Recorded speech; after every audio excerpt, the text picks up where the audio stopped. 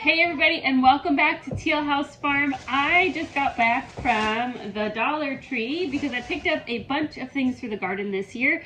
So Dollar Tree actually has a pretty decent seed collection. Oops.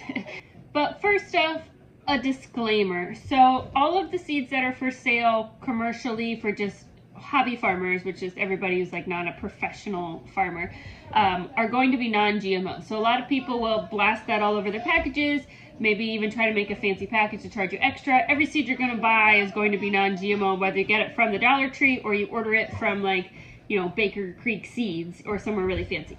The other thing is it's really important when you shop somewhere like a Dollar Tree or Walmart for your seeds that you already know your growing zone and you know what is going to do well in your growing zone.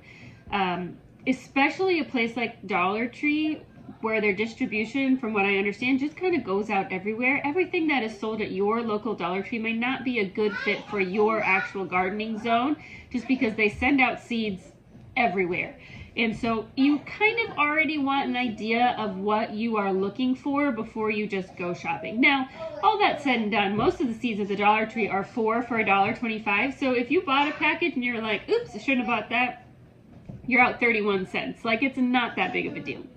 The other couple things is obviously the Dollar Tree seed packets are smaller, which can be a good thing if you are not growing a huge garden. Most of us don't want to grow 20 zucchini plants. You know, a packet with fewer than 10 seeds is going to be exactly what we need. But for some things like green beans, it might be a better use of your money to order a very large 1-pound sack from somewhere like Burpee. Or if you want a really special variety like Baker Creek, those are all good.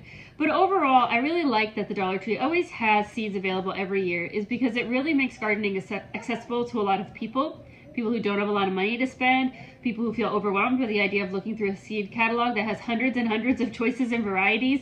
You go in and, you know, there were maybe 30, I didn't count, but I'd say somewhere between 30 and 40 options at our Dollar Tree. It was not overwhelming at all. I didn't feel like I didn't know what a lot of these things were. Like, they were all very familiar items that you probably already eat, which is exactly what you want to grow. You want to grow what you're going to eat.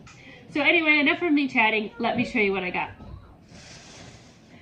First, we got a couple things for the garden that aren't seeds. So if you've been here long enough, you know I don't usually start seeds indoors. And the main reason for that is that we have a lot of small children, and we also have very little sunlight coming into the house because of how the house faces. Most of our windows, like this one behind me, do not get direct sunlight. It gets very difficult to put seeds out anywhere, one, where little people won't accidentally knock them over, or two, where the sun is actually going to get the seeds.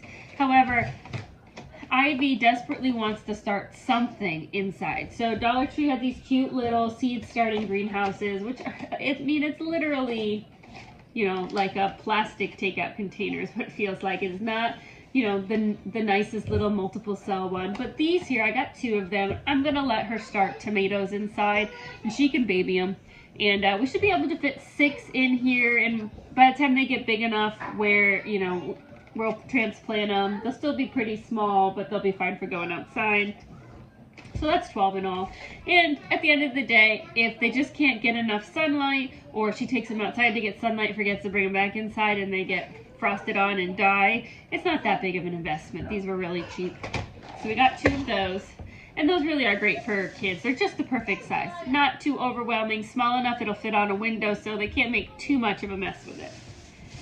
We also got these really cute gardening gloves, which are surprisingly thick for only $1.25. They got nice grips on them, so I got a pair for whichever kiddo is helping me, and I got a pair for me. These are actually both adult size gloves, but my bigger girls are getting pretty big, and they probably need adult size gloves anyway. And so I got 2. They had lots of cute prints, but these I just grabbed. I do not expect my gardening gloves to last more than a season, and that's not necessarily a comment on quality, because there are some really great quality gardening gloves out there. It's about me. I almost always lose a glove somewhere during the garden season, and so I just buy cheap ones because I know that come September I will have 1 glove left. The girls also did this last year and really wanted to do it again, so we got hummingbird feeders, or a hummingbird feeder and some hummingbird food. They just thought it was really neat, and we do get quite a few hummingbirds where we're at if we put something out for them, so this is just a really inexpensive way to do it. And we got this exact same one last year at the Dollar Tree. It lasted all season. It broke over the winter. Hey, babe. You're hungry? It's still a little early. I'm not a hummingbird expert, but I feel like you don't see them this early in the year, so probably wait a month, but they can put this together and they can have fun. Watching hummingbirds outside, we'll put it near the garden. Okay, so first we got a few seed packets that are larger, and these were $1.25 each, not 4 for $1.25, but they are quite a bit larger than the cheaper seed packets. So I'll show you what we got. First one, I've grown these before and they were excellent. And this is microgreens. This is just your tiny mixed lettuces that you will put either in a salad or on top of a salad, add to your spinach. I love these. I love that you harvest them multiple times, so you keep cutting back the leaves and such and keep going. I love that there's a mixture because I get bored of looking at the same thing all the time, and I love that they're super easy to grow. So even if you are only growing one thing in a pot, go to your Dollar Tree and get these. These are awesome. These are just awesome. They're just so easy to grow and they do really well. You can plant them a little bit earlier in the year. They're not necessarily frost hardy, but they're cold hardy and they grow very fast. It's about 2 weeks and then you can start harvesting some of the microgreens. I got some wildflower seeds. Every year we attempt to grow a wildflower garden and every year we fail a little bit differently. But hopefully this is like my 4th or 5th year trying. I think I figured out all the ways that we have failed. And we will have a small wildflower garden on the edge of our main garden to help promote our pollinators. And then I got giant, these are the 7-foot sunflowers, 7 to 12 foot sunflowers it says on the back. The kids just think these are really cool to grow, so I will put these along the border of one of the gardens. It's okay, nothing is breaking in there. Ivy is popping some popcorn on the stove. So she's moving pots and pans. Okay. Now, so if you're counting, we have a border with a wildflower garden, border with the sunflower, and then I'll have another border, because I have like my walk-in area where my raised beds are, so there's not really a border there, but there's a border on the other side, and I told Ivy, I had no idea what I wanted to do there, so I told her to pick 4 flowers, and this is what she picked. She picked 2 bachelor buttons, a sweet William, and a morning glory, and it's going to be almost like a wildflower. We'll mix them together. I have flowers are not my thing.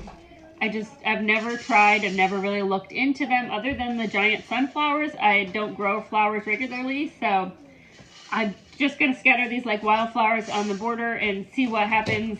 I just let them pick things they thought were pretty. Now on to the things that I am good at, which are the garden vegetables. I got 4 packs of the green beans, and I will mix these with pole beans. So these are bush beans. I find that I like to mix. I like to have a patch of bush beans, and I like to have a patch of pole beans. I don't know why I like that.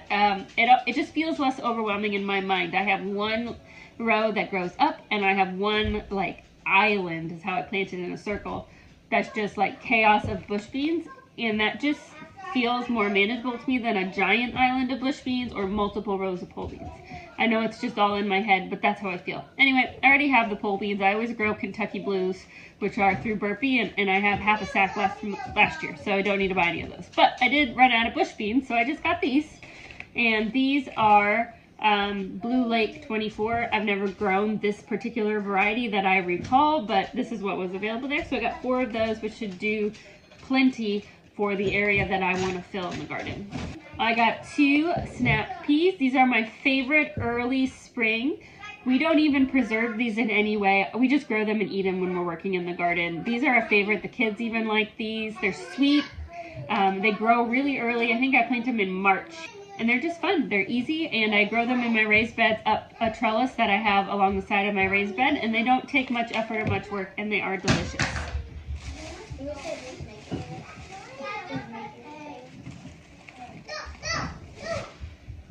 I grabbed 2 packs of pickling cucumber.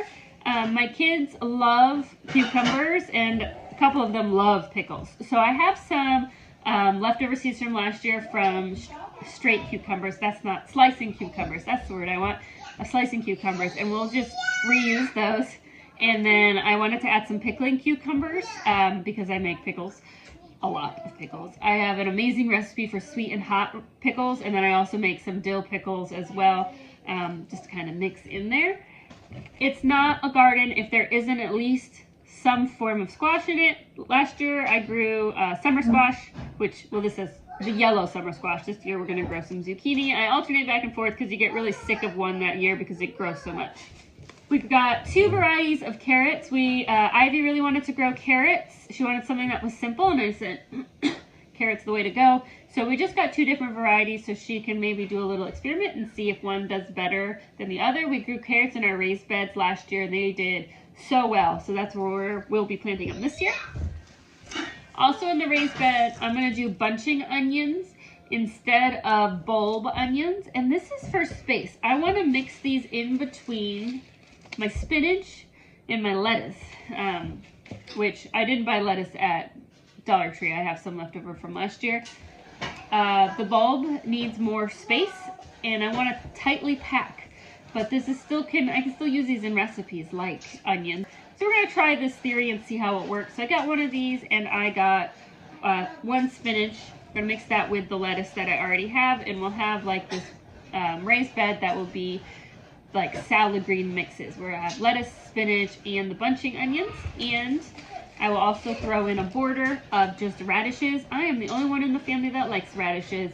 And everybody says, you know, roast them, cook them. We tried that. I'm still the only one that really liked them. I think if I did it enough times, the kids would kind of get used to them, but just some radishes for me to enjoy.